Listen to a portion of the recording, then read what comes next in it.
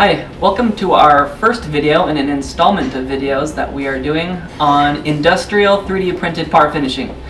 Today we are going to be looking at the raw gray finish for multi-jet fusion printed parts. When the parts come out of the printer, they are covered in a loose white powder similar to baking powder.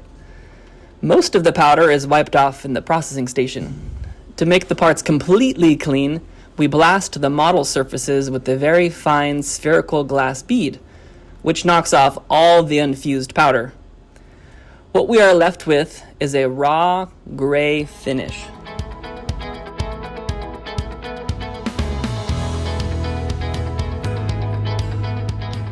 Most people do not realize that MJF parts are actually black inside. There's about a 200 to 300 micron layer crust of gray on the surface because the parts print in a white powder, and then the fusing agent that melts the plastic together is black, but that transition zone is actually gray.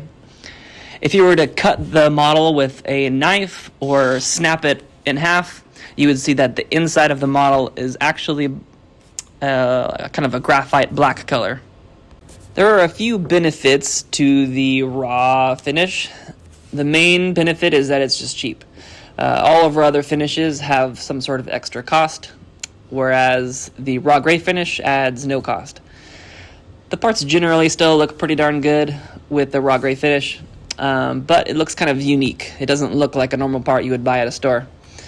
And the surfaces also have that unique powder-based sugar cube finish that SLS and MJF parts have. The main downsides to the raw finish would be that the finish just kind of looks different. Sometimes the finish will have lighter spots and darker spots from blasting because the blasting will reveal some of that dark inner core of the part.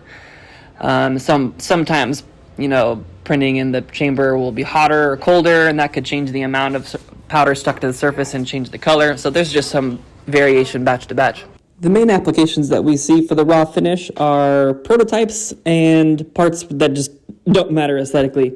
A lot of times people for prototypes are just checking they fit and how they will mate up to other parts in an assembly. For end-use applications where you have a part inside of say an electrical enclosure or inside of an engine compartment, or maybe anywhere that's hidden and not going to be shown in the public.